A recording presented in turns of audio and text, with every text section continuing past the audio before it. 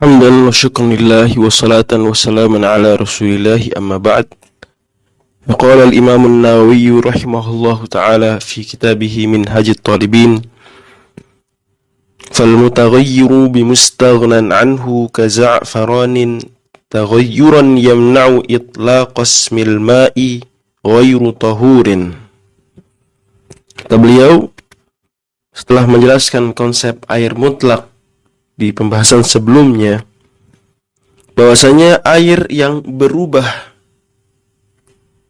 satu atau lebih dari 3 sifat utamanya, yaitu warna, aroma, dan atau rasa, jika berubah bimustaghnan anhu dengan sesuatu yang sebenarnya air umumnya tidak tercampur dengan hal tersebut.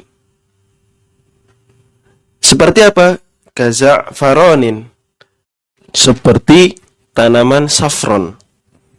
Za'faron ini terjemah Indonesianya tanaman kuma-kuma.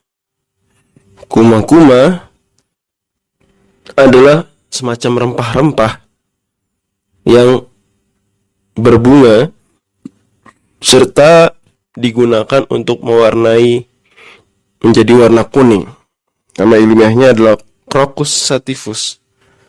Mungkin konsep mewarnai menjadi kuning ini mirip seperti kunyit, tetapi za'faron, saffron, ini kuma-kuma bukan kunyit. Kunyit sendiri bahasa Arabnya adalah kurkum. Kurkum, bukan za'faron. Ala kulli hal, yang ingin dijelaskan oleh Al-Imam An-Nawawi adalah bahwa air di alam bebas, air mutlak, air murni, normalnya tidaklah bercampur dengan zat-zat seperti za'faron ini. Apa kita temukan sungai airnya kuning karena za'faron? Tidak. Artinya ini masuk dari sesuatu yang air tidak butuh kepadanya dan umumnya tidak bercampur dengan hal ini. Kalau bercampur dan merubah air, taghayyuran yamna'u itlaqas milma, dengan sebuah perubahan yang perubahan ini mengakibatkan tidak lagi kita bisa menyebutnya sekedar air mutlak, air murni, enggak. Mau kita menyebutnya air za'faron, atau kalau dicampur kunyit, air kunyit. Contoh lain, teh misalnya, contoh dari selain za'faron yang masuk dari kategori ini, teh. Kata Imam An-Nawawi, ghairu tahur, berarti air tersebut sudah tidak tahur lagi.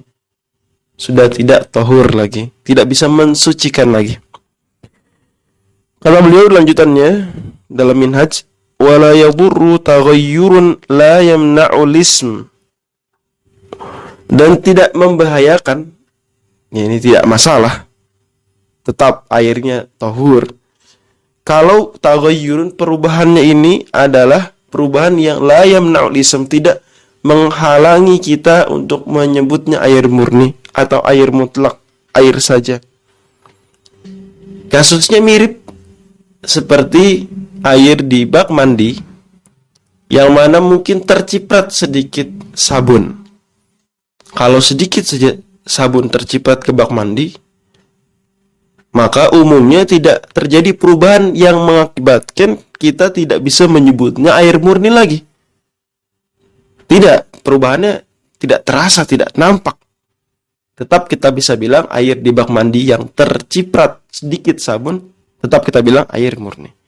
Lain cerita kalau sabunnya ini tercipratnya banyak, sampai tidak lagi bisa kita bilang itu air murni, mau tidak mau kita bilang itu air sabun. Maka ini tidak tahur.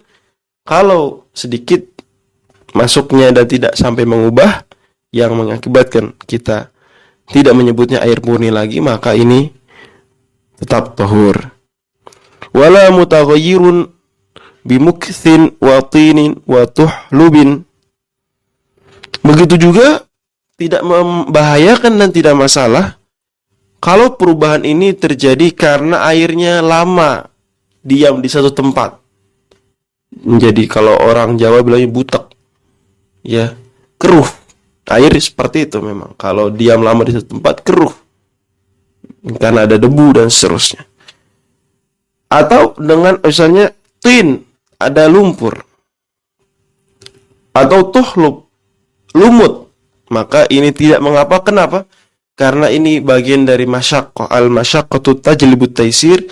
Hal yang sulit mendatangkan kemudahan. Sulit kita temukan di alam bebas air, melainkan bercampur tanah, lumpur, lumut, maka dimaafkan. Ini berbeda dengan sabun, za'faron, dan teh yang kita contohkan tadi. Wa ma fi maqarrihi wa mamarrihi. Begitu juga semua hal yang ada di sepanjang jalur sungai, air, dan danau. Maka campuran-campuran yang ada di makor, tempat awalnya air itu tenang, atau di mamar, tempat air mengalir, para ulama contohkan seperti Imam Al-Mahalli contohkan, yaitu seperti sulfur atau arsenik. Kadang-kadang di tanahnya, di dasar sungai atau dasar danau ada, maka tidak mengapa, dimaafkan. Kembali ke kaidah al-masyaqqatu tajlibut taisir, hal yang sulit mendatangkan kemudahan. Allah Subhanahu wa taala bahkan menutup surat 5 ayat 6 tentang taharah, yuridullahu bikumul yusra wala yuridu bikumul usra. Allah menginginkan kemudahan buat kalian dan tidak menginginkan kesulitan. Wallahu taala a'lam bissawab.